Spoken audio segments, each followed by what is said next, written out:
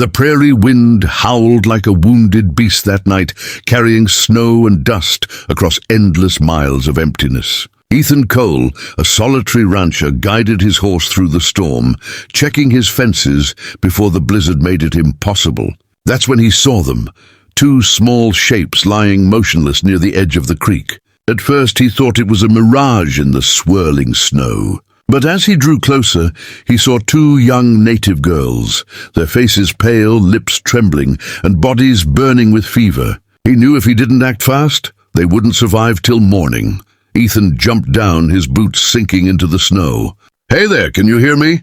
He shouted against the wind, but only silence answered. The older girl's hand twitched faintly, the other barely breathing. Without another thought, Ethan scooped them up, one in his arms, the other over his shoulder, and carried them to his horse. He mounted carefully, balancing their fragile forms, wrapping his worn coat around them both. As he kicked his horse into motion, the world disappeared in white fury. He whispered to himself, "Hold on, girls. Just hold on. Don't you give up on me now." The ride back to his cabin felt endless. The horse stumbled through drifts, breath steaming in the cold. Ethan could barely see past his hat brim as sleet stung his face. He thought of his mother's words from long ago, "Never ignore a soul in need, no matter who they are."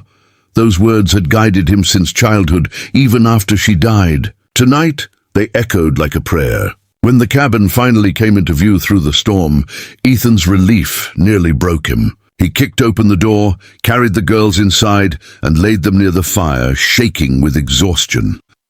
The cabin was humble, a bed, a small stove, a few old chairs. But it was warm. Ethan lit the oil lamp, its glow casting flickering shadows on the log walls. He fetched blankets, wrapping the girls gently, and poured water from the kettle. Their skin was hot to the touch, sweat glistening on their foreheads. Fever had them in its grip. He brewed an old remedy his mother taught him, boiled herbs mixed with a spoon of honey. One by one he lifted their heads, helping them sip a little. "You'll be all right," he murmured softly. "You're safe here now." Outside, the storm raged like a living thing. Wind screamed through the cracks, rattling the shutters, but inside was a pocket of calm.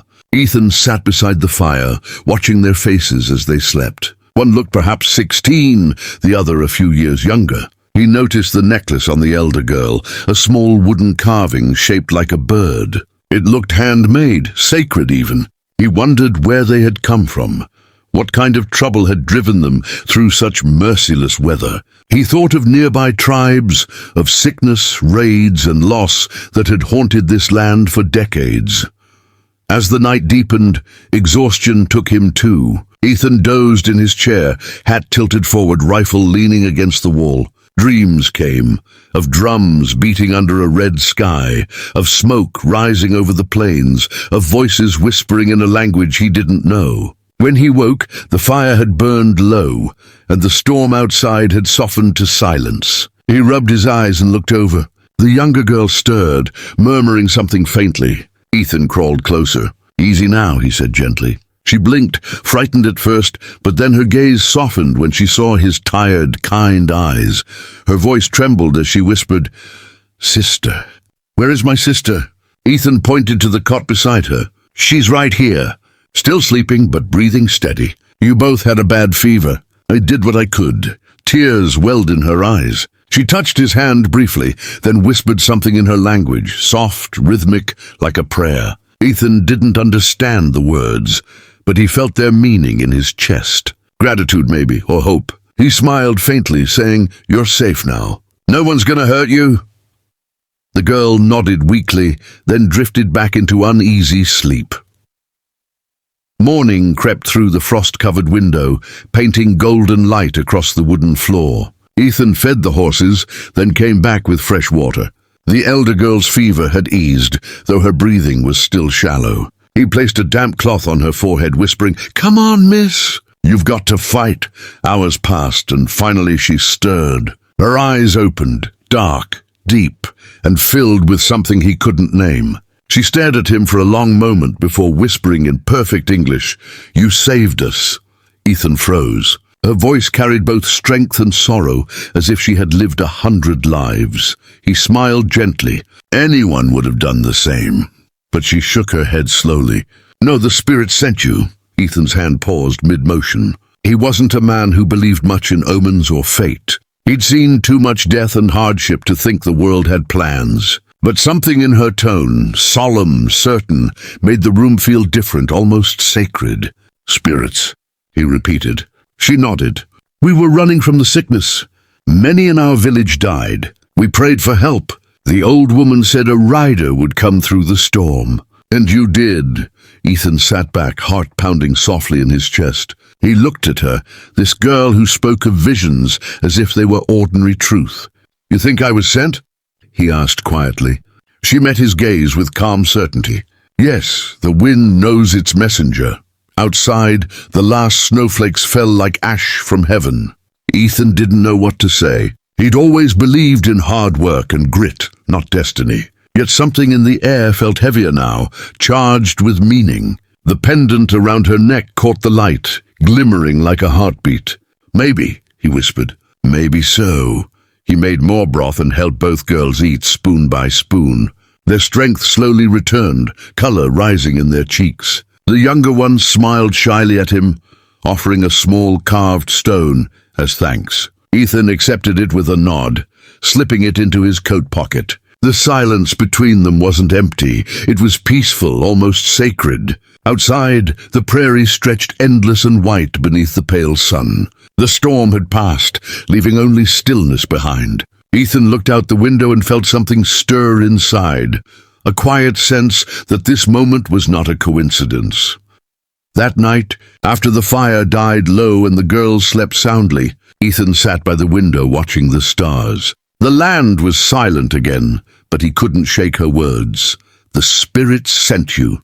He didn't know what that meant, or why fate had brought these strangers to his door. But something deep inside told him this was just the beginning. Somewhere beyond the horizon, destiny was moving, slow, certain, and unseen. As the wind whispered across the plains, Ethan closed his eyes and murmured to the darkness, "If they sent me, then I'll see this through."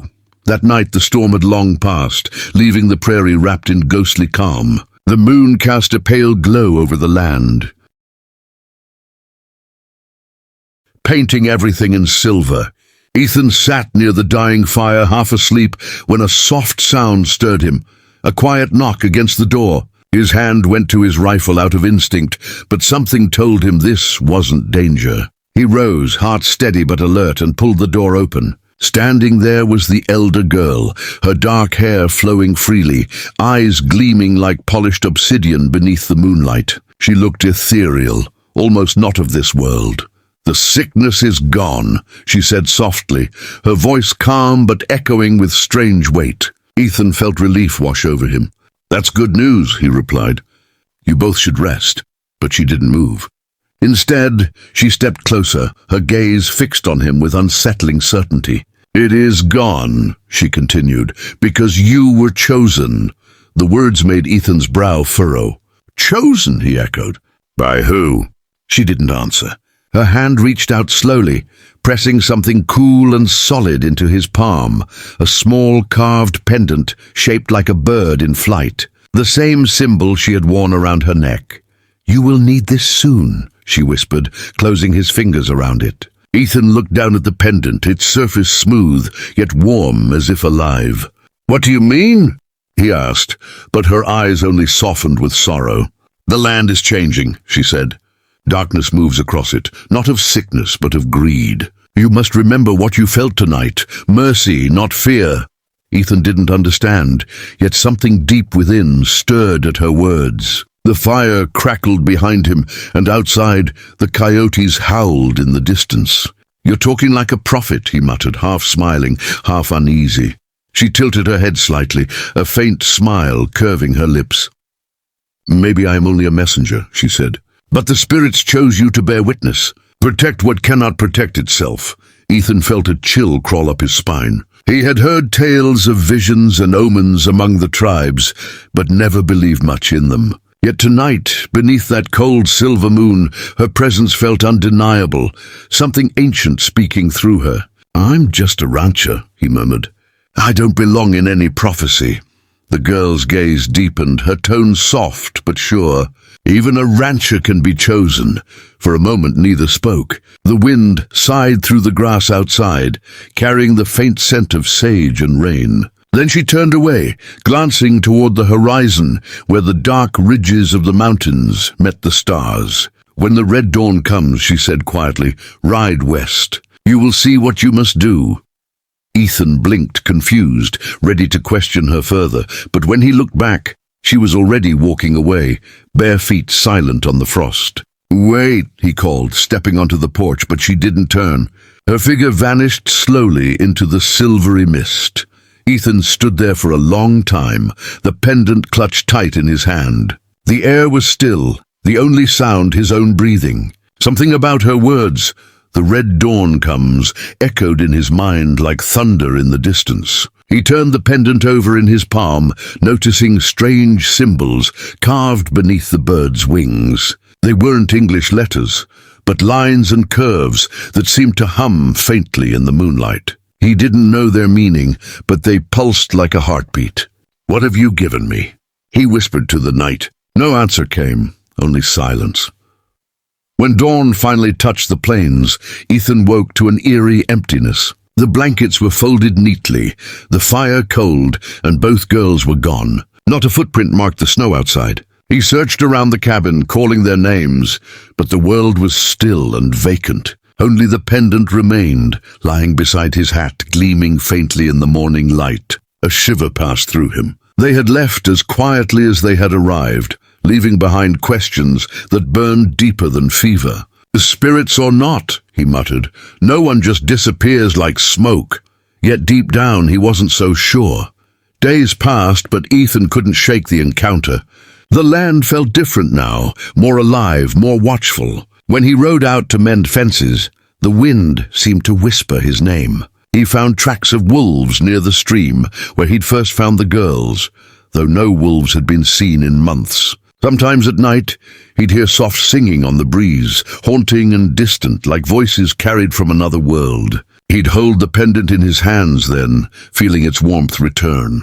"Chosen," he'd whisper mockingly, yet every time he said it, his chest tightened with unease. One evening, as the sun bled red across the horizon, Ethan saw riders approaching, 5 men in dust-covered coats, rifles strapped across their saddles. He recognized one, Calvin Reese, a land baron known for forcing small ranchers off their property. Reese rode up, spitting tobacco into the dirt. "Heard you're sitting on land with water," he sneered. Ethan narrowed his eyes. "It's my land." "You know that," Reese smiled coldly. "Not for long." The conversation ended with threats and silence. As they rode away, Ethan's hand went to the pendant again, its carved bird warm, as if warning him. That night, the air felt heavy with coming violence. Ethan loaded his rifle, stoked the fire, and watched the hills under the moonlight. Somewhere far off, he saw a flicker, firelight moving, riders gathering. The girl's voice echoed in his memory. "When the red dawn comes, ride west." He didn't know why, but he felt the pull of those words. Before sunrise, the horizon indeed glowed red, not just from the sun, but from flames. Reese's men were burning nearby homesteads to seize their land. Ethan mounted his horse, heart pounding. He didn't hesitate. He rode west, just as she'd said. Smoke filled the air as Ethan galloped through the plains. He reached a small settlement where a family had been trapped in their barn by fire. Without thinking, he rushed in, pulling them out one by one. The pendant burned against his chest, glowing faintly through his shirt. He couldn't explain it, but every decision, every turn felt guided, as if invisible hands steered him. When the last child was safe, Ethan looked to the sky. The flames were dying, and in the wind, faintly, he swore he heard that same soft voice, "Protect what cannot protect itself." By sunset, the fire was gone, and the raiders had fled. Ethan stood alone amid the smoke, the family safe behind him, and the pendant cool once more. He finally understood what the girl had meant. Being chosen wasn't about prophecy, it was about courage when no one else would act. He looked west, toward the distant mountains where she had vanished, and whispered, "Thank you." The prairie wind answered with a long, low sigh. As darkness fell, Ethan mounted his horse and rode home, the pendant gleaming softly in the twilight, proof that some miracles wear mortal hands.